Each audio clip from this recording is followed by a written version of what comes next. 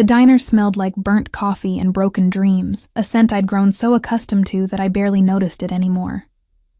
Grease clung to the air, mixing with the sharp tang of disinfectant I'd used to mop the floors an hour before closing. My feet ached in shoes held together by duct tape and stubborn hope, the kind of pain that had become a constant companion during my double shifts at Rosie's diner. I pressed my forehead against the cold window, watching the November rain hammer against the glass.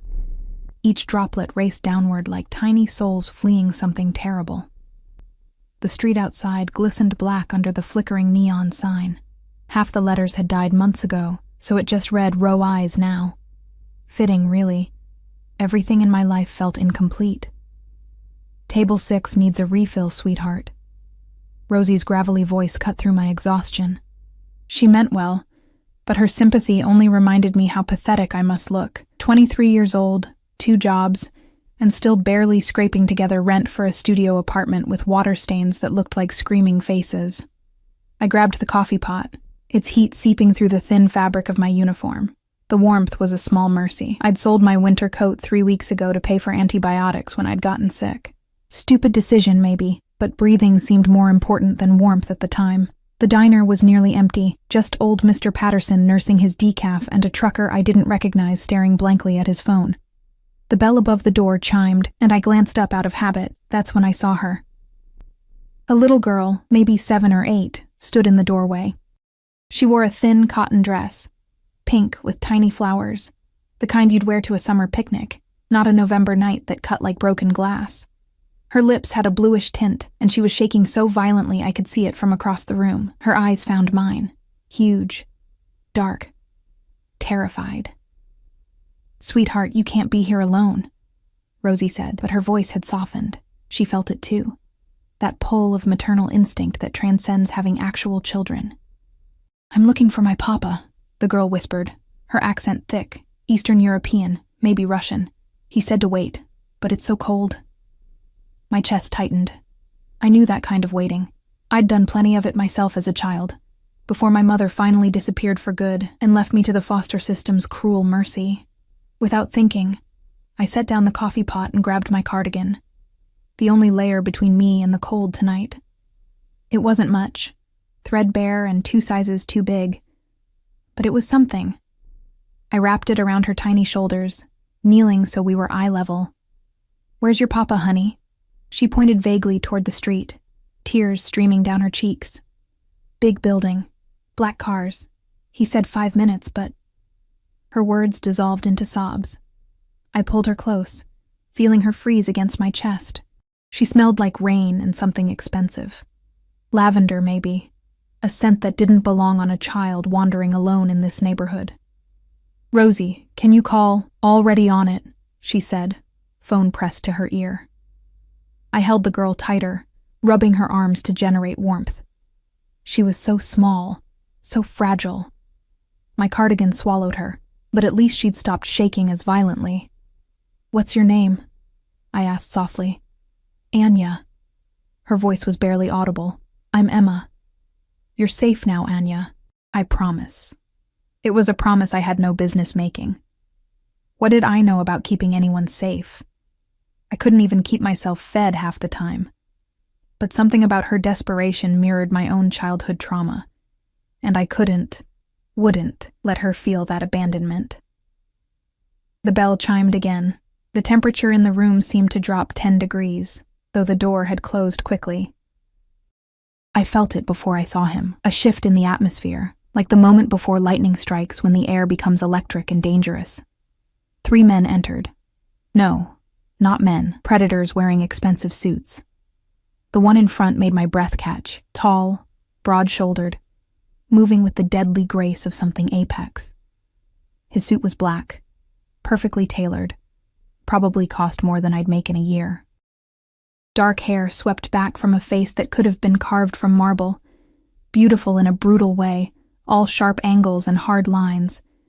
But it was his eyes that paralyzed me. Cold, calculating, gray like winter storms. Those eyes swept the diner with mechanical precision, cataloging exits, threats, vulnerabilities. When they landed on Anya, Something flickered across his face. Relief so profound it almost looked like pain. Anya. His voice was deep, accented like hers, but his carried authority that made my spine straighten involuntarily. The little girl's head jerked up. "Papa!" She launched herself from my arms, and he caught her with surprising gentleness for someone who radiated such controlled violence. He buried his face in her hair, murmuring rapid Russian, his hands checking her over with practiced efficiency. Looking for injuries, I realized. One of his men, a mountain with a scar bisecting his eyebrow, stepped forward. "Boss, we should—" A single look silenced him, then those storm-gray eyes fixed on me, and I forgot how to breathe. I was still kneeling on the floor, my arms empty, suddenly aware of how I must look. Stained uniform, no coat, exhaustion carved into every line of my face. My cardigan hung from Anya's shoulders, and his gaze tracked to it, then back to me. The intensity of his stare made me feel naked, exposed, like he could see every secret I'd ever kept. Something dangerous sparked in those eyes. Recognition, maybe, or calculation. "You gave her your coat," he said. Not a question. A statement. I found my voice, though it came out shakier than I wanted. She was freezing. He studied me for a long moment, and I had the unsettling sensation of being appraised, my worth measured against some invisible scale. The two men flanking him watched me too, their hands resting inside their jackets in a way that made my survival instincts scream. "What's your name?" His accent wrapped around the English words like smoke. "Emma. Emma Chen." "Emma." He repeated it slowly, like he was memorizing it, like it meant something. "You showed kindness to my daughter." Daughter. The word carried weight, possession, threat. Anyone would have— No. He cut me off sharply. They wouldn't. He was right, of course. I'd seen enough of humanity's ugliness to know that kindness was rare, especially in neighborhoods like this, where everyone was too busy surviving to care about anyone else's suffering. He reached into his jacket. I flinched, and pulled out a wallet thick with cash. He peeled off several bills without looking and held them toward me. "For the coat. And your trouble." I stared at the money. Had to be at least $500. "I don't want—" "Take it." His tone left no room for argument. But something in me, pride, stupidity, or maybe just bone-deep exhaustion with being pitied, made me shake my head. She needed it more than I did, that's all. His eyes narrowed dangerously. I'd surprised him, I realized. People probably didn't refuse this man often. "Stubborn," he murmured, almost to himself. Then to his men. "Find out where she lives. Security on her building. Discreet." My stomach dropped. "Wait, what? No, that's not—" "Non-negotiable." He shifted Anya in his arms. She'd fallen asleep against his shoulder. Peaceful now. My cardigan still wrapped around her. "You've drawn attention by helping her. That makes you— vulnerable." The way he said vulnerable sent ice down my spine. Not a description, a threat. "I don't understand. I just gave her a sweater. I don't need protection or money or—" "You will keep the money. You will accept the security." He stepped closer, and I scrambled to my feet, backing up until I hit the counter. He stopped just inches away, close enough that I could smell him. Expensive cologne, cigarette smoke, and something darker. Gunpowder, maybe. Or blood. "People saw you with my daughter, people who would hurt her to hurt me, which means they would hurt you to send a message." His voice dropped lower, intimate, despite the threat lacing every word. "I protect what's mine. I'm not yours," I whispered. But even I could hear how unconvincing it sounded. Something predatory flickered across his face. Amusement mixed with something far more dangerous. No, not yet. Before I could process that terrifying statement, he placed the money on the counter with deliberate precision. Then he pulled off his own coat, black cashmere that probably cost more than my car, and draped it over my shoulders. The warmth was immediate, overwhelming. It smelled like him, and I hated how safe it made me feel. "Someone will come tomorrow. 9 a.m. Don't refuse again, Emma Chen. I'm not a patient man." He turned and walked out, his men flanking him like shadows. Through the window, I watched him slide into a black SUV, armored, I noticed, with tinted windows that reflected the neon like dark mirrors. 2 more vehicles bracketed it, a convoy disappearing into the rainy night. I stood there trembling, his coat heavy on my shoulders, and his money burning on the counter between me and Rosie, who'd watched the entire interaction with wide eyes. "Emma," she said carefully. "Do you know who that was?" I shook my head, afraid of the answer. "Nikolai Volkov," she crossed herself, an old Catholic habit surfacing. "They call him the Wolf of Brighton Beach. He runs half the Russian Bratva on the East Coast." My knees gave out. I caught myself on the counter, my mind reeling. A mafia boss. I'd given my cardigan to a mafia boss's daughter. And now, he knew my name. I didn't sleep that night. How could I? Every time I closed my eyes, I saw those storm-gray eyes dissecting me, heard that accented voice making promises that sounded like threats. "I protect what's mine." The words circled in my head like vultures, ominous and inescapable. His coat lay across my only chair, a dark presence in my tiny studio. I'd tried to fold it, to put it away, but my hands kept reaching for it, drawn to the expensive fabric and the way it still held his warmth. His scent clung to it, cigarettes and something woodsy, cedar maybe, mixed with that underlying note of danger I couldn't name. The money sat on my nightstand. $500. I'd counted it 3 times, disbelieving. That was my rent. That was groceries for a month. That was the difference between surviving and drowning. But taking it felt like accepting something far more binding than payment for a threadbare cardigan. At 6 a.m., I gave up on sleep. My shift at the diner didn't start until 11, but I had my morning cleaning job at the office building downtown. I dressed in the dark, jeans with holes I'd sewn shut, a sweater that had seen better years, my broken shoes that let in water when it rained. I stared at his coat. "Don't be stupid, Emma. It's freezing outside." But wearing it felt like wrapping myself in a claim I hadn't agreed to. In the end, cold won over pride. I pulled it on, drowning in cashmere that cost more than everything I owned combined. The sleeves fell past my hands. The hem hit my thighs. I looked like a child playing dress-up in her father's closet, except nothing about Nikolai Volkov was paternal. The November morning bit through the fabric anyway as I walked the 6 blocks to the subway. The coat was beautiful, expensive, but it wasn't mine, and somehow that made it less warm, or maybe I was just too aware of what wearing it meant. The office building was a glass and steel monstrosity in the financial district. I cleaned the executive floors before the important people arrived, invisible labor that kept their world pristine. I liked the work, actually, quiet, solitary. No one noticed me, which meant no one could hurt me. I was vacuuming the 20th floor when I felt it again, that electric shift in the atmosphere. I turned off the vacuum, heart suddenly racing. A man stood by the elevators, not Nikolai. This one was younger, leaner, with dirty blonde hair and eyes like blue ice. He wore a suit that screamed money and danger in equal measure, hands relaxed at his sides in a way that suggested he could turn violent in a heartbeat. Emma Chen? His English was perfect, barely accented. I gripped the vacuum handle like a weapon. "Who's asking?" A smile flickered across his face, amused by my attempted bravado. "Dmitry Sokolov.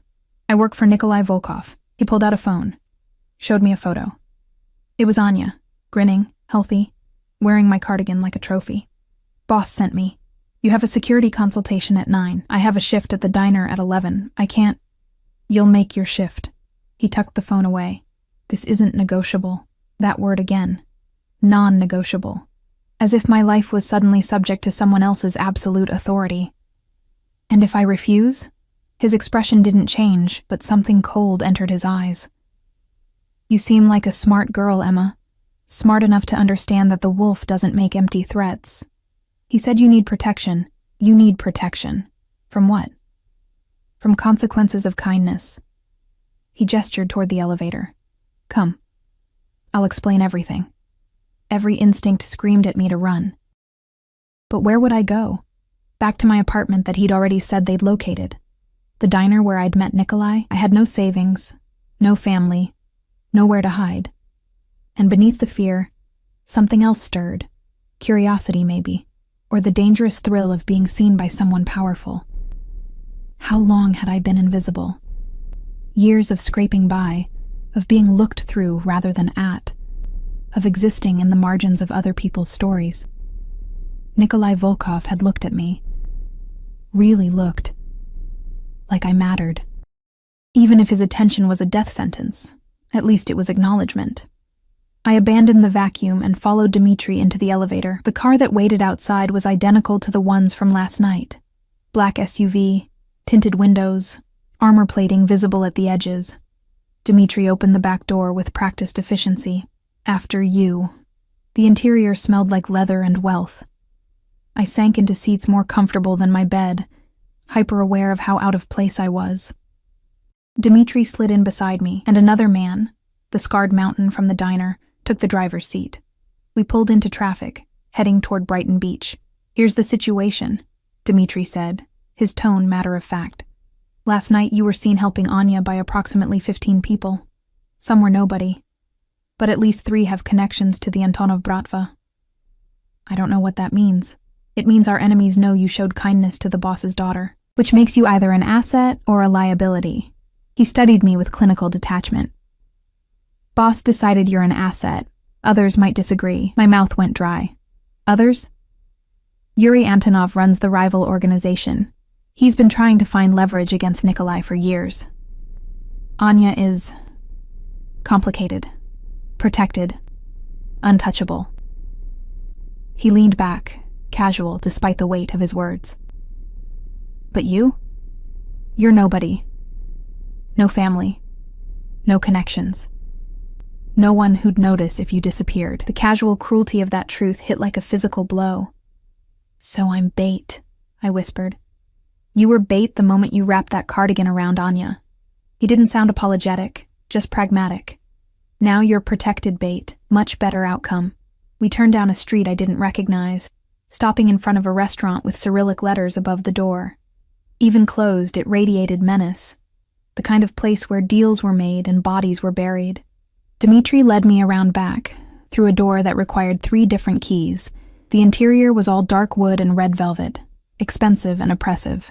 Cigarette smoke hung in the air despite the early hour. Men looked up as we entered. Hard men with harder eyes, each radiating the kind of violence that becomes casual through repetition. I wanted to shrink, to disappear, but Dmitri's hand on my elbow kept me moving forward, to a private room in the back. Nikolai sat behind a massive desk, studying a laptop with focused intensity. He'd discarded his jacket, sleeves rolled up to reveal forearms corded with muscle and marked with scars. A cigarette burned in an ashtray beside him, smoke curling upward like trapped souls seeking escape. He didn't look up immediately, and I had the sense this was deliberate. A power play, making me wait, making me aware of my own insignificance in his world. When he finally raised his eyes, the impact stole my breath. In the diner's fluorescent lighting, he'd been dangerous. Here, in his domain, he was absolutely terrifying. "Emma." My name in his mouth sounded like possession. "You came." Did I have a choice? A smile ghosted across his lips. Not warm, but acknowledging. "No," he gestured to the chair across from him. I sat, feeling like a mouse accepting an invitation into a snake's den. Dmitri remained by the door, silent sentinel. Nikolai studied me with that same unsettling intensity, cataloging details. His gaze lingered on his coat, still wrapped around my shoulders. "It suits you," he said quietly. I flushed, embarrassed to be caught wearing it. "I'll return it. It was cold and I..." "Keep it." He leaned back, lighting a fresh cigarette. "Consider it payment for services rendered." "I don't want payment. I told you." "What you want is irrelevant." The words were harsh, but his tone remained almost gentle. "You're in danger because of me, because my daughter wandered away from her bodyguards and found her way to a diner where a foolish girl decided kindness was more important than self-preservation. Kindness isn't foolish. In my world, it's suicidal." He took a long drag, exhaling smoke slowly. "Tell me about yourself, Emma Chen." The subject changed through me. "What?" "Your life, family, how you ended up serving coffee at midnight in the worst part of Brooklyn." "Why do you care?" His eyes narrowed dangerously. Because I need to know everything about the people I protect. Vulnerabilities, weaknesses, what leverage enemies might use. He tapped ash into the tray. And because you interest me. That last part sounded far more threatening than any of his earlier statements. There's nothing interesting about me, I said carefully. I'm nobody. You said so yourself. No family, no connections. Dmitri said that. I didn't. He leaned forward, elbows on the desk. I said you showed kindness when you had every reason to be selfish. That makes you either remarkably stupid or remarkably rare. Maybe both. Another ghost of a smile, maybe. He waited, patient as a predator, and I realized he would sit here all day if necessary. This man commanded empires through sheer force of will. My silence meant nothing to him, so I talked. Told him about foster care, about aging out of the system at 18, with nothing but a high school diploma and survival instincts. About working 3 jobs at one point, sleeping 4 hours a night, clawing my way to something resembling stability. About dreams I'd abandoned because dreaming required energy I didn't have. He listened without interrupting, smoking, watching me with those calculating eyes. When I finished, he was quiet for a long moment. Your parents? He finally asked. Mother left when I was 6. Father... I swallowed hard. I never knew him. Something shifted in his expression. Recognition, maybe, or understanding that came from shared damage. Anya's mother is dead, he said quietly. Killed by Yuri Antonov 3 years ago. She was pregnant with our second child. The confession hung between us, raw and unexpected. I didn't know what to say, how to respond to such devastating honesty from a man who dealt in violence and fear. I'm sorry, I whispered. Don't be. His voice hardened. It made me stronger, sharper. I rebuilt everything after losing her. Made sure no one could ever hurt what's mine again. Those gray eyes pinned me in place. Which is why you'll accept my protection, Emma. Because Anya loves that cardigan. She slept with it last night, clutching it like a security blanket. Which means you matter to her. And anything that matters to my daughter matters to me. The weight of that statement crushed the air from my lungs. I don't want to matter, I said desperately. Too late. He stood, moving around the desk with predatory grace. He stopped in front of me, close enough that I had to tilt my head back to maintain eye contact. You're mine now, Emma Chen, under my protection, which means under my control. I'm not... He gripped my chin, forcing me to hold his gaze. His touch was surprisingly gentle despite the steel in his voice. You are. The moment you gave Anya warmth, you became part of my world. There's no walking away from that. His thumb brushed my lower lip, and electricity shot through my entire body. I could run, I breathed. You could try. He released me, stepping back.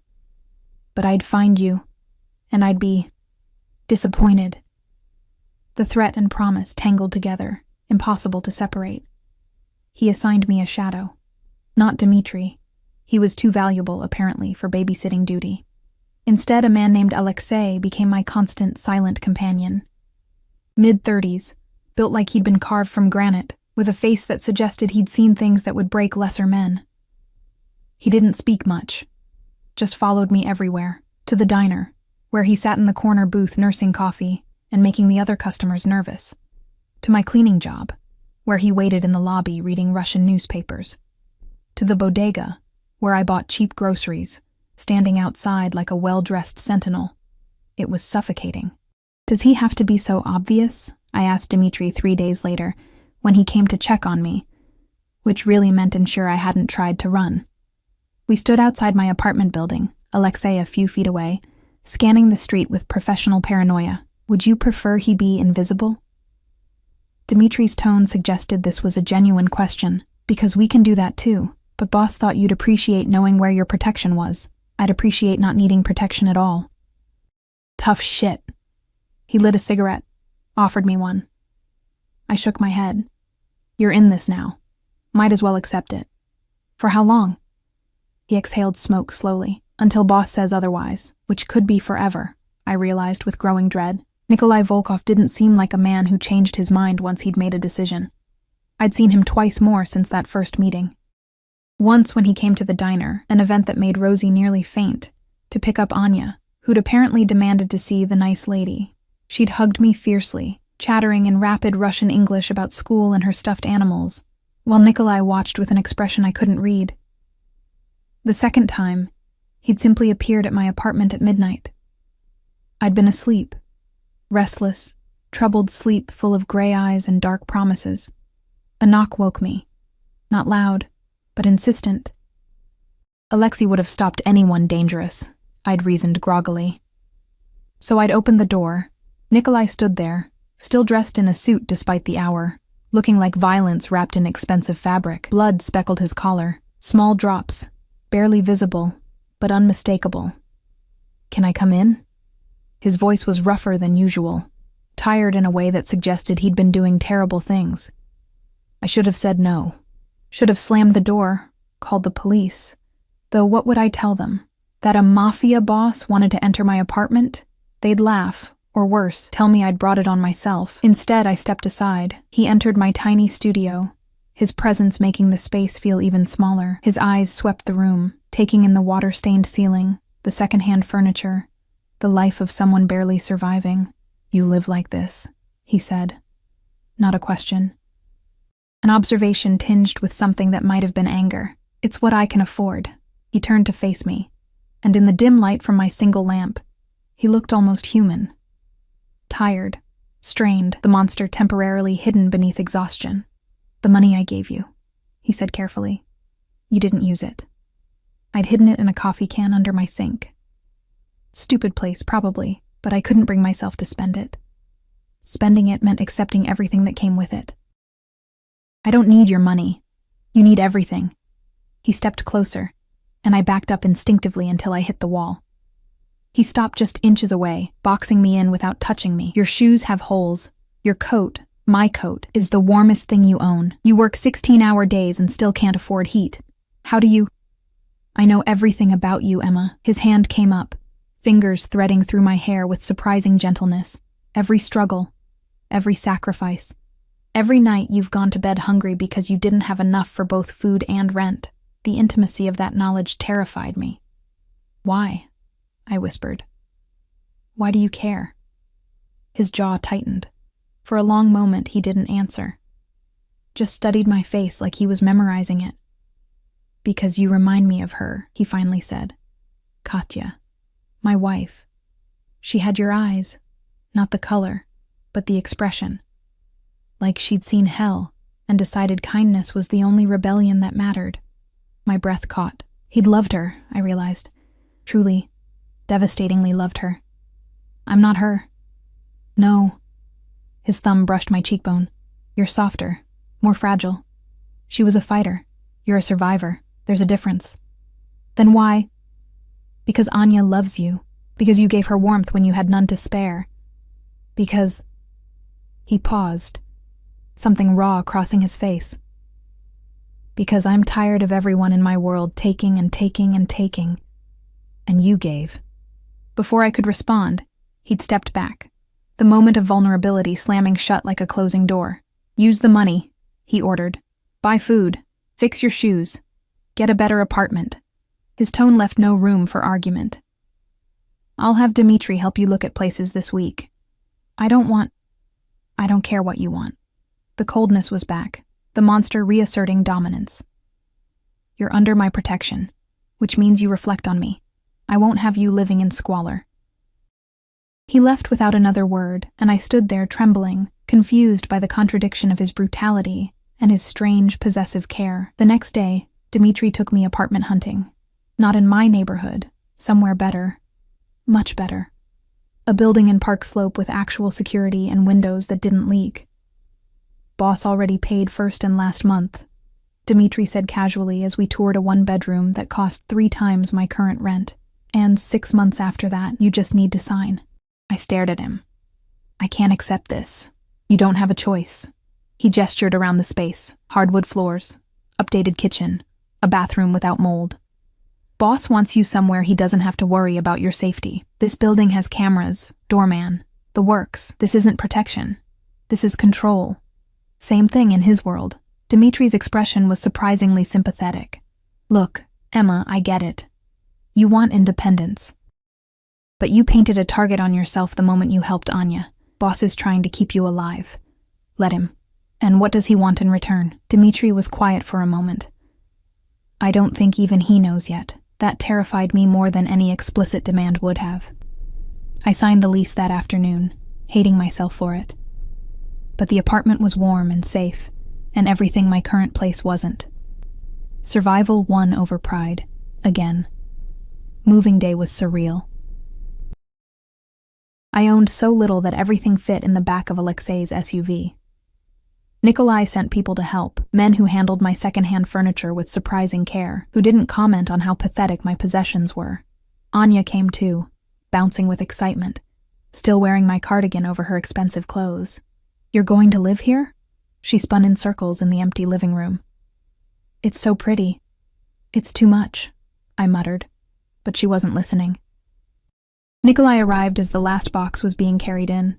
He dismissed everyone with a gesture, even Alexei, who looked uncomfortable leaving us alone but obeyed without question. Suddenly it was just us in my new apartment, and the space felt simultaneously too large and too small. Do you like it? He asked, hands in his pockets, affecting casual interest that didn't match the intensity in his eyes. It's beautiful, but no buts. He moved through the space, examining details with the same clinical precision he applied to everything. You'll be safe here. Comfortable. That's what matters. What matters is that I didn't ask for any of this. He turned to face me, and something dangerous flickered in his expression.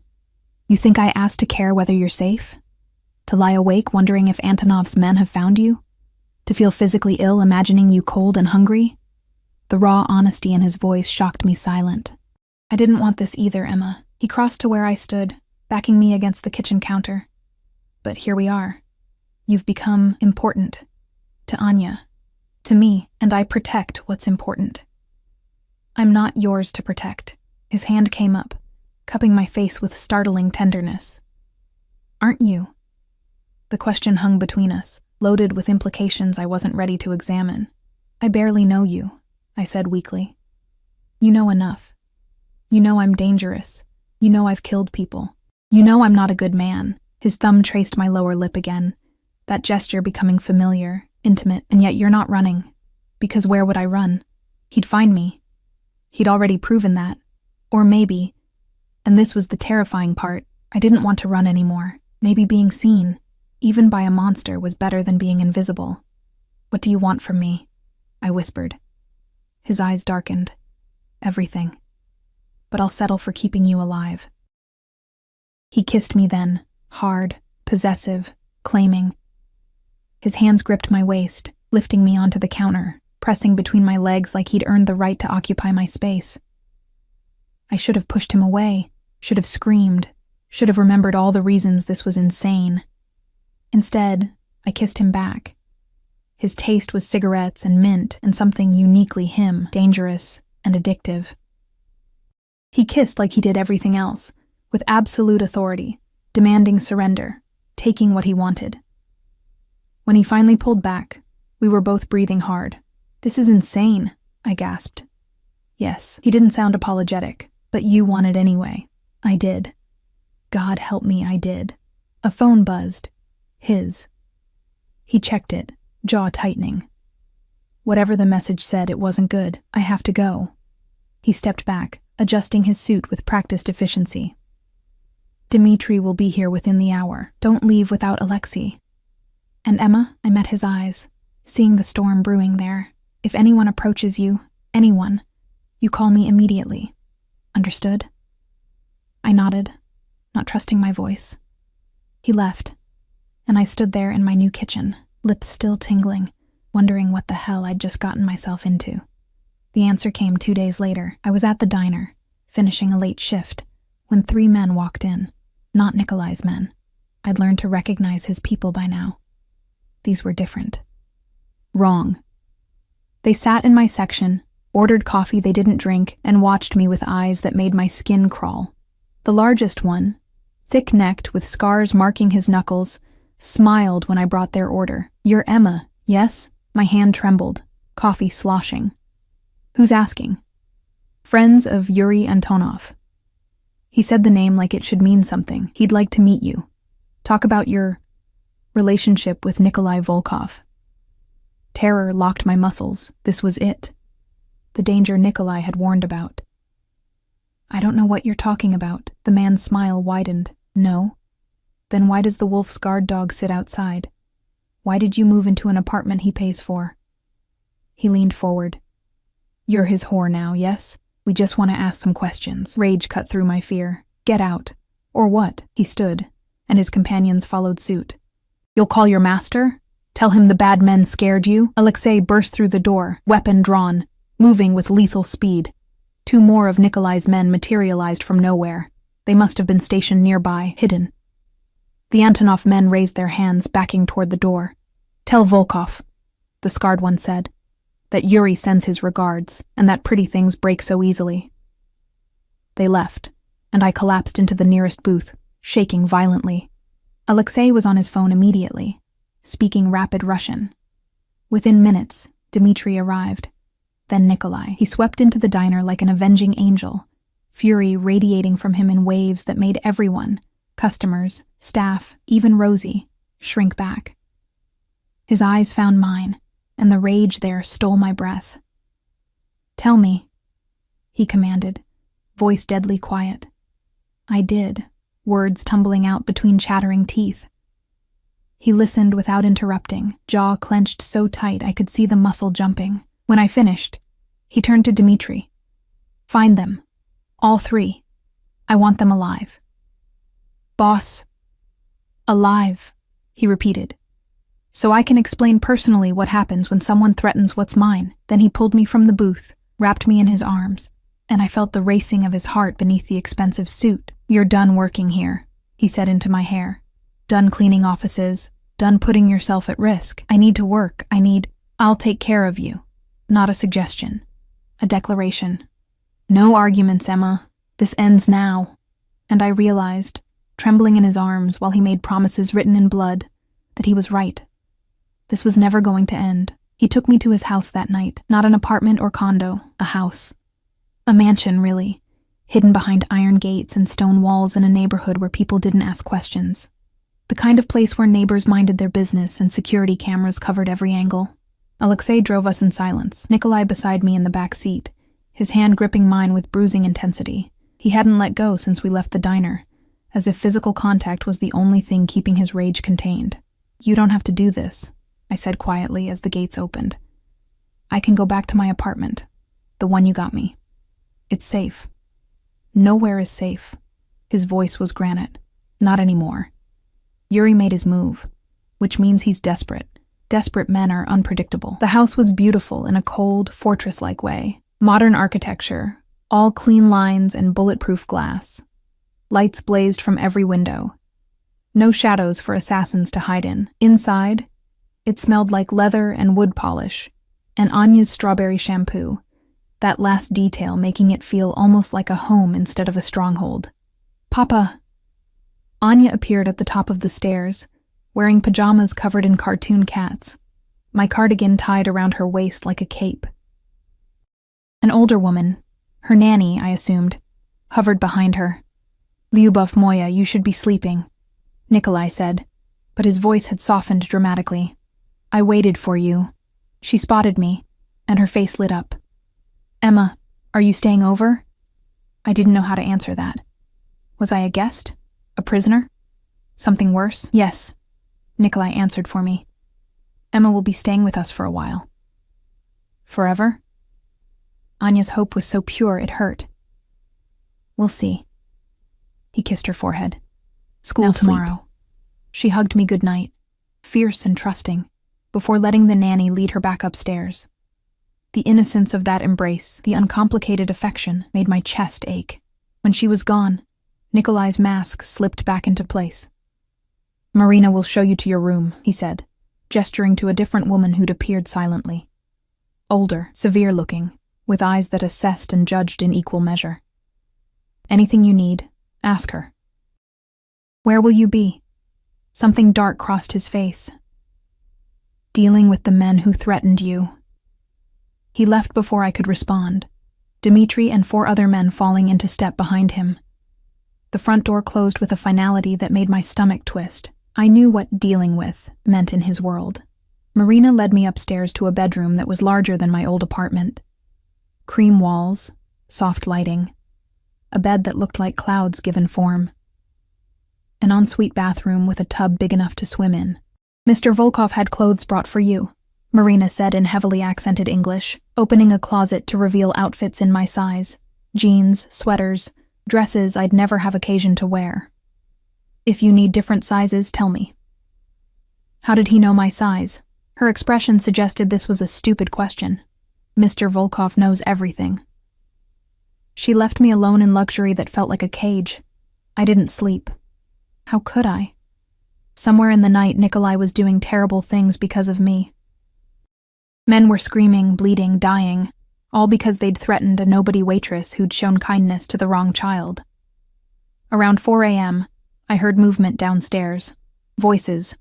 Urgent, Russian, too fast for me to catch individual words, even if I'd understood the language. Then footsteps on the stairs, a door opening and closing. The shower ran in a nearby room for a long time. I sat in my borrowed bed, hugging my knees, wondering if the water was washing away blood. Morning came gray and cold. I ventured downstairs around 7, following the smell of coffee and something sweet baking. The kitchen was enormous, all granite and stainless steel. Marina stood at the stove, making what looked like blini. She glanced at me, nodded toward the coffee pot. "Mr. Volkov is in his office," she said. "He wants to see you after breakfast." I wasn't hungry, but I forced down half a blini and coffee that tasted better than anything from the diner. Anya bounced in, ready for school, chattering about a math test while Nikolai's driver waited to take her. She hugged me goodbye like it was the most natural thing in the world. Then the house fell quiet, and I had no more excuses to delay the inevitable. Nikolai's office was on the first floor, behind a door that looked reinforced. I knocked softly. "Come in, Emma." Of course he knew it was me. The office was exactly what I'd expected. Dark wood, leather furniture, walls lined with books in Russian and English, a desk that could double as a barricade, and Nikolai behind it, looking like he hadn't slept at all. He'd changed clothes, but I could see the exhaustion carved into his face, the shadows under his eyes darker than usual. "Sit," he said, not looking up from whatever he was reading. I sat in the chair across from him, hands clenched in my lap. He finally raised his eyes, and the intensity there made me flinch. "The men who threatened you are no longer a problem." I didn't ask what that meant, didn't want to know the specifics. "Yuri Antonov sent them as a message," he continued. "To prove he could reach you, to show me he's willing to escalate." His jaw tightened. "He made a mistake." What kind of mistake? The kind that ends with him dead. He said it so casually, like discussing weather rather than murder. "But that will take time. Planning. For now, you stay here." "For how long?" "As long as necessary." I stood abruptly, chair scraping against floor. "You can't just kidnap me. I have a life." "What life?" He stood too, moving around the desk with predatory speed. "Working yourself to death for minimum wage? Living in fear? That's not life, Emma. That's survival. And bare survival at that. It's my survival. My choice. Your choice endangered you the moment you chose kindness." He was in front of me now, gripping my shoulders. "I'm fixing that. Protecting you. Whether you want it or not. I'm not some possession you can lock away." His eyes flashed dangerously. "No. You're something far more valuable." His hand cupped my face, thumb tracing my cheekbone. "You're the first person in years who's made Anya smile like she did before her mother died. You're someone who gave when you had nothing. You're—" He stopped, jaw clenching like he'd almost said something he couldn't take back. "I'm what?" I whispered. "Mine." The word was rough, possessive, absolute. "Even if you don't accept it yet, Emma, you're mine. And I don't let go of what's mine." Before I could respond, he kissed me. Hard and demanding, stealing my breath and my resistance. His hands tangled in my hair, angling my head exactly how he wanted, claiming my mouth like it was his right. And God help me, I let him. Let him back me against the desk, lift me onto it, step between my legs. Let him kiss me until I couldn't remember why this was wrong, until the only thing that mattered was the heat of his body and the desperate hunger in his touch. When he finally pulled back, we were both breathing hard. "Stay," he said against my lips. "Not as a prisoner, as something else." "What else is there?" His eyes searched mine. "I don't know yet, but I want to find out." It was the closest thing to vulnerability I'd heard from him. An admission that he didn't have all the answers, that this thing between us was as confusing to him as it was to me. "I'm scared," I admitted. "Good." His thumb brushed my lower lip. "Fear means you're smart enough to recognize danger, but Emma, I'm not the danger you should fear." "Then what should I fear? How much I'm willing to destroy to keep you safe?" The days blurred together after that. I stayed in Nikolai's house, occupying a strange space between guest and captive. Anya loved having me there, dragging me into games and homework and bedtime stories. She was starved for female attention, I realized. The nanny was kind but distant, and Nikolai's world was overwhelmingly male. I filled a void I hadn't known existed. And slowly, I began to fill voids in myself too. Nikolai kept strange hours, gone until dawn some nights, present for family dinners others. When he was home, his attention was absolute and overwhelming. He watched me constantly, studied me, asked questions about my life that went far beyond simple curiosity. "What did you want to be?" he asked one night.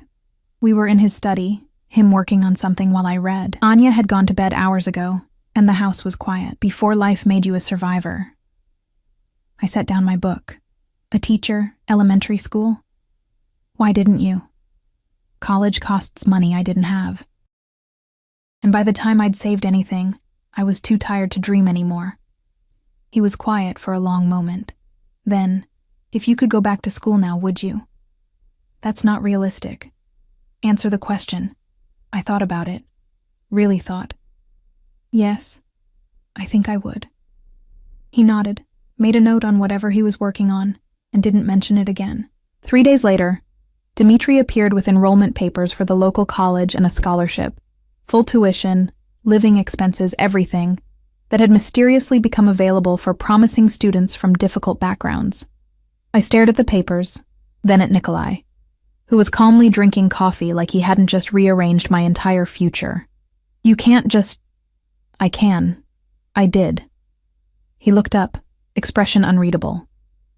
"Classes start next semester. You'll need time to adjust, catch up on prerequisites. Marina knows someone who tutors." "Why are you doing this?"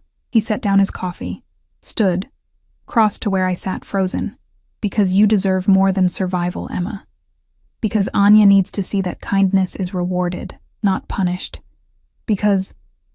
He paused, jaw working. "Because I want to." It was the simplest, most honest answer he could have given. That night, I found myself in his study again after Anya was asleep. He was on the phone, speaking rapid Russian, but he gestured for me to enter. I curled up in the leather chair by the window, watching rain streak down the bulletproof glass. When he finished his call, the silence stretched between us. Not uncomfortable, just heavy with unspoken things. "Tell me about her," I said quietly. "Your wife." His expression shuddered immediately. "Why?" "Because she's part of why you're doing this, isn't she?" He poured himself vodka, downed it, poured another. "Katya was fierce, fearless. She grew up in the Bratva, understood the life. When we married, she knew exactly what she was getting." "Did you love her?" "Yes." No hesitation. "Completely. She gave me Anya, gave me purpose beyond power, and Antonov took her from me because I refused to partner with him on a weapons deal." His hand tightened around the glass. "She was 8 months pregnant. They made me watch." The rawness of that confession hit like a physical blow. "Nikolai, I killed 17 of his men that night." His voice was flat, emotionless. "But Yuri escaped, and I've spent 3 years preparing to finish what he started." He finally looked at me. "You understand now? Why I'm so intense about protection?" I did. God, I did. I stood, crossed to him, and did something probably incredibly stupid, I hugged him. He stiffened, surprised. Then his arms came around me with crushing force. He buried his face in my hair, and I felt him shake with emotions he'd never allow anyone else to see. "I won't let him take you too," he whispered against my temple. "I can't." "I'm not her," I said gently. "I'm not a replacement. I know."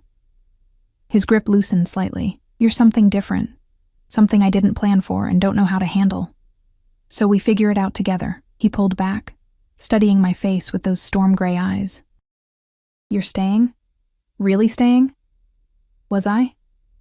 Every logical part of my brain screamed to run, to escape before I got too tangled in his dangerous world.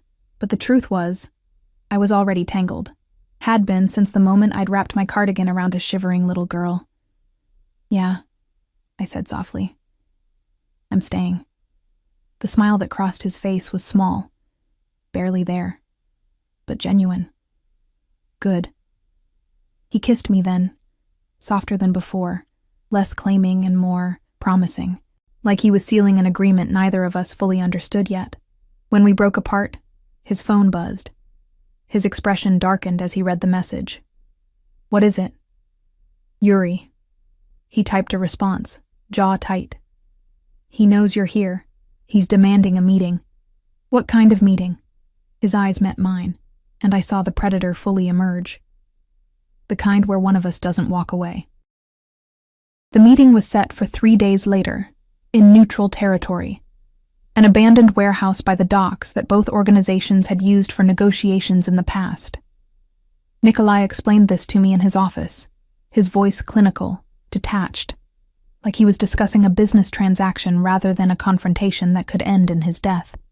"You'll stay here," he said, not looking at me as he cleaned a gun with practiced efficiency. "Anya will be with her grandmother upstate. Marina and 6 guards will be here. The house is a fortress. No one gets in." "What if you don't come back?" His hands stilled. "Then Dmitri will make sure you're taken care of. There's money set aside, documents prepared. You'll be safe." "I don't want money. I want you to come back." He finally looked at me, something raw and surprised flickering across his face. "Why?" "You barely know me. I've upended your entire life, forced you into my world, made you a target. You should hate me." "Maybe I should," I admitted. But I don't. The truth was more complicated than I could articulate. Yes, he'd controlled me, manipulated my circumstances, left me no choice but to accept his protection. But he'd also seen me when I'd been invisible for years. He'd given me safety, opportunity, a child who needed me as much as I needed her. He'd shown me softness hidden beneath brutality, vulnerability beneath power. I'd fallen for a monster, and somehow that felt like the most honest thing I'd ever done. He set down the gun, crossed to where I stood, and pulled me against his chest, his heartbeat steady beneath my ear, strong, alive, real. "When this is over," he said quietly, "things will be different. Better. I'll have eliminated the threat, and you can breathe. Live without looking over your shoulder. And us." His arms tightened. "There is an us now. Whether that's wise or not. Probably not. Definitely not." I felt him smile against my hair, but I've never been accused of wisdom. The next 2 days were strange, suspended between normal domesticity and impending violence. Anya left for her grandmother's with tears and promises that I'd be there when she got back. I helped Marina cook, read in Nikolai's study, existed in the eye of a storm that was gathering strength. Nikolai was different, more present, more tactile. He touched me constantly, hand on my back as we passed in hallways, fingers threading through mine during dinner, arms around me when we watched old Russian films late at night. Like he was memorizing the feeling of me, storing it against the possibility of never touching me again. We didn't sleep together, not in that way. But he slept in my room those 2 nights, holding me in the darkness, his breathing eventually evening out into something almost peaceful. "I don't deserve you," he murmured the second night, thinking I was asleep. I wasn't. "Probably not," I whispered back. "But I'm here anyway." His arms tightened, and we didn't speak again until morning. The day of the meeting dawned gray and bitter cold. Nikolai dressed in all black, suit, shirt, tie, looking like death personified. He strapped weapons to his body with the casual efficiency of someone who'd done this 1,000 times. I watched from the doorway, heart in my throat. "I'll be back by nightfall," he said, checking his gun one last time. "Promise?" He crossed to me, framed my face with his hands. "I promise. Yuri Antonov has taken enough from me. He's not taking this, not you." He kissed me, deep and desperate and final. Then he was gone. The house felt empty without him. Marina tried to distract me with tasks, but I couldn't focus. Couldn't think about anything except Nikolai walking into danger because of me. Hours crawled by. Noon came and went. Afternoon faded toward evening. I was in the study, pretending to read, when I heard it, a sound that didn't belong, soft, subtle, the whisper of movement where there should be none. The guards were outside. Marina was in the kitchen. The house was locked down tight. But something was wrong. I stood slowly, every nerve screaming danger. Moved toward the door, reaching for the phone Nikolai had given me, his number on speed dial. The study door burst open. 3 men poured in. Not Nikolai's, not anyone I recognized. They moved with military precision, weapons drawn, and I understood with horrifying clarity that they'd bypass the security somehow. Antonov's men. "Emma Chen," the leader said in heavily accented English. "You come with us now. No screaming." I screamed anyway. Gunfire erupted, the guards responding, chaos exploding through the house. Someone grabbed me, and I fought with everything I had, clawing and kicking and biting like a feral thing. A hand clamped over my mouth, arms iron strong around my waist, dragging me toward the shattered window. Then Dmitri was there, appearing like an avenging angel, his gun barking twice. The man holding me dropped, and I fell hard, tasting blood. More of Nikolai's men flooded in, a firefight in the study, bullets tearing through expensive furniture and priceless books. Dmitri hauled me up, shoved me toward the door. "Run! Get to the panic room, basement, behind the wine cellar." But I couldn't run. My legs wouldn't work, shock paralyzing me. An explosion rocked the house. Grenade, my terrified brain supplied, and the floor buckled. Dmitri threw himself over me as debris rained down, his body a shield. When the dust settled, he was bleeding from a gash on his forehead, but still functional. "Move, Emma, now." This time I ran. Through hallways filled with smoke and violence. Past Marina's body. Oh God. Marina. Downstairs that seemed endless. The basement was cold and dark, wine racks looming like skeletal fingers. Dmitri found the hidden door, shoved me inside a reinforced room that looked like a bunker. "Stay here. Don't open this door for anyone but me or the boss. Understood, Dmitri?" "Understood." "Yes." He slammed the door, and I heard locks engaging. Mechanical, digital, physical. The room was soundproofed, but I could still feel the vibrations of violence above me. I was alone in the dark with my terror. Time became meaningless. Minutes or hours, I couldn't tell. The phone Nikolai had given me had no signal down here. I was cut off, isolated, helpless. Finally, the door locks disengaged. I scrambled back against the far wall, heart hammering. The door opened. Nikolai stood there, and relief hit me so hard I couldn't breathe. He was alive. Covered in blood. Some his, mostly not. His suit torn. His face a mask of controlled fury, but alive. "Emma." My name was a prayer in his mouth. I launched myself at him, and he caught me, crushing me against his chest despite his injuries. He was shaking. This powerful, dangerous man was shaking as he held me. "They breached the house," he said roughly. "Antonov had inside information, knew our security protocols. It was a coordinated attack. Hit me at the warehouse while his other team came for you." "Marina." "I know." His voice cracked. "Dmitri told me. 2 guards dead, 3 wounded. But we got them all. Every single one of Antonov's men who came here." "And Yuri?" His smile was terrible to see. "Dead. I put a bullet in his brain personally after he admitted to planning your kidnapping." His hand cupped my face, thumb brushing away tears I hadn't realized I was crying. It's over, Emma. Finally over. He carried me upstairs, literally carried me, refusing to let me walk through the carnage. The house was destroyed, blood and bullet holes everywhere. But his men were already working, cleaning, removing evidence with efficient precision. Dmitri met us in what was left of the living room, his head bandaged but his eyes sharp. Boss, we've secured the perimeter. No other threats detected. The Antonov organization, headless and scattered, we're mopping up the rest. He glanced at me. She fought like hell, bit Sergei so hard he needed stitches. Despite everything, Nikolai laughed, a rough surprise sound. Of course she did. He took me to his bedroom, the only room that hadn't been touched by the attack. Set me on the bed gently, then disappeared into the bathroom. I heard water running. When he returned, he'd cleaned the blood off his hands. Let me see your injuries. I'm fine. You're the one who... Emma. His voice was steel. Let me see. I had bruises forming on my arms where I'd been grabbed. A split lip from falling, scraped knees. Nothing serious.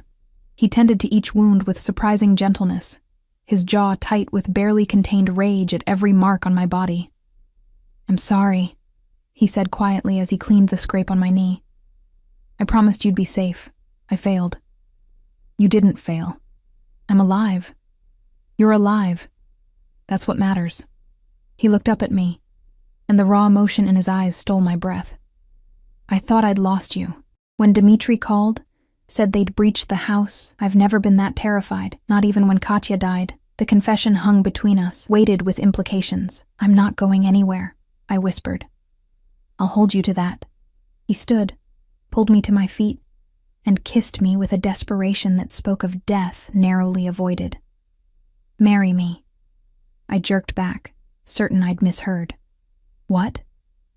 Marry me, he repeated, completely serious. Be my wife, mine in every way that matters. Nikolai, that's insane. We've known each other for 2 weeks. 2 weeks where I've learned everything about you. Where you've seen the worst of me and stayed anyway. Where you fought armed men rather than let them take you. His hands framed my face. I don't need more time to know you're what I want. What I need. This is crazy. Yes. But so is everything else about us. His thumb brushed my lip. Say yes, Emma. Let me protect you legally. Let me give you my name, my resources, everything I have. Let me make you part of my family officially. My mind spun. This was moving too fast, too intense. I should say no, should demand time to think, to process, to be rational. But when had anything between us been rational? Anya, I said instead. What does she want? His smile was soft. I asked her before she left for her grandmother's. She said, and I quote, "Yes, please, Papa. Then Emma will be my real mama and she can never leave." Tears burned my eyes. That beautiful, innocent child who'd stolen my heart as thoroughly as her father had. Yes, I whispered. Yes, I'll marry you. The kiss he gave me then was different. Claiming but also promising, possessive but tender. When we broke apart, he pressed his forehead to mine. I won't be an easy husband, he warned. I'm damaged, dangerous, my world is violent. I know. But I'll love you fiercely, protect you obsessively, give you everything you've never had. I know that too. We were married 3 weeks later in a small Russian Orthodox ceremony. Anya was my flower girl, wearing my old cardigan over her fancy dress like a badge of honor. Dmitri was best man, looking uncomfortable in a tuxedo. Marina's daughter, who looked so much like her mother it hurt, helped coordinate everything. The Bratva attended en masse, dangerous men in expensive suits, their loyalty to Nikolai absolute. They looked at me with a mixture of curiosity and respect, this nobody waitress who'd somehow become their boss's wife. I wore a simple white dress. Nikolai had offered to buy me something elaborate, but I'd refused. I wanted to feel like myself, not like I was playing dress-up in someone else's life. When Nikolai slid the ring onto my finger, platinum with diamonds that caught light like captured stars, I saw tears in his eyes. This brutal man who'd killed without mercy was crying as he made me his wife. I love you, he said, the first time he'd spoken those words. My Emma, my salvation. I love you too, I whispered back. My monster. My protector. We honeymooned at his house in the countryside. The one where Anya had spent those few days with her grandmother. It was peaceful there, removed from the city's violence, surrounded by forest and silence. Nikolai was different away from his empire. Softer. He taught me Russian curse words that made me laugh, cooked breakfast in his underwear, made love to me with a passion that bordered on worship. We talked about everything. His childhood in Moscow, my years in foster care, our dreams for Anya's future. I want her to have choices, he said one night as we lay tangled together, moonlight streaming through the windows, to never feel trapped by my decisions, or the life I've built. She will, I promised. We'll make sure of it. He kissed my temple. You're going back to school in the fall. I've already set everything up. I know. Thank you. Don't thank me. Just succeed. Show Anya that education matters, that women can be strong and smart and independent. Even if they marry mafia bosses.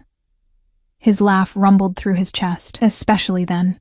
Life settled into a new rhythm after that. I enrolled in college, studying elementary education like I'd always dreamed. Anya flourished with both a father and mother figure, her nightmares about losing her mama gradually fading. The house was rebuilt, stronger, safer, with security that made Fort Knox look vulnerable. I still had moments of disbelief. When I woke up in silk sheets instead of my old broken futon, when I wrote tuition checks without worrying about rent, when I watched Nikolai play with Anya in the backyard, his deadly hands gentle as he pushed her on the swing set, but mostly, I felt grateful. Grateful that I'd given a shivering girl my cardigan on a cold November night. Grateful that her father had seen something in me worth protecting, worth loving. Grateful that I'd found a family when I'd given up hoping for one. 18 months after our wedding, I graduated with honors. Nikolai sat in the audience with Anya, both of them cheering embarrassingly loud when my name was called. That night, as we celebrated with champagne and Anya's careful congratulations, Nikolai pulled me aside. I have something for you, he said, leading me to his study. On the desk sat a folder. Inside were documents, legal papers establishing a foundation in my name, dedicated to helping foster children access education. $50 million to start, he said casually. More if needed. I thought, you understand what they need. Who better to help them? I couldn't speak. Could only stare at this gift that meant more than diamonds or cars or any material thing. You've made me better, he said softly. You and Anya. You've given me reasons beyond power and revenge. Let me help you give that to others. I kissed him then, pouring everything I felt into it. Love and gratitude, and wonder that this brutal, dangerous man had a heart capable of such profound generosity. That night, as we made love in the darkness of our bedroom, I whispered against his skin, "Thank you. For everything. For seeing me. Always," he murmured back. "You're mine, Emma Volkov, forever." And finally, completely, I believed it. 5 years later, I stood in the kitchen of our home, the rebuilt fortress that had become a sanctuary, watching Anya help her little brother with his homework. Alexei was 3, with Nikolai's gray eyes and my dark hair, stubborn and sweet in equal measure. Nikolai came up behind me, arms sliding around my waist, chin resting on my shoulder. "What are you thinking? That I gave away a cardigan and got a family."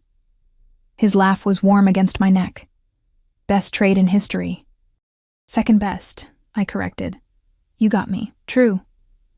He turned me in his arms, those storm-gray eyes soft with love that had deepened over years of building a life together. "The best trade I ever made was the one where I chose to protect you instead of just paying you off. Lucky me, lucky us." He kissed me, still possessive, still claiming, but now also familiar. Home. Outside, winter was settling over the city, bringing cold that cut like broken glass. But inside, surrounded by the family I'd built with a monster who'd learned to be a man, I'd never felt warmer. The cardigan still hung in Anya's closet, threadbare and precious, a reminder of the night that changed everything.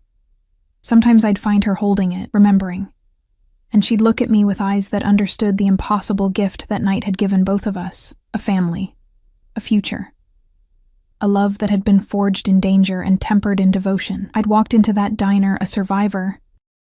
I'd walked out of it beloved, and in the end, that made all the difference.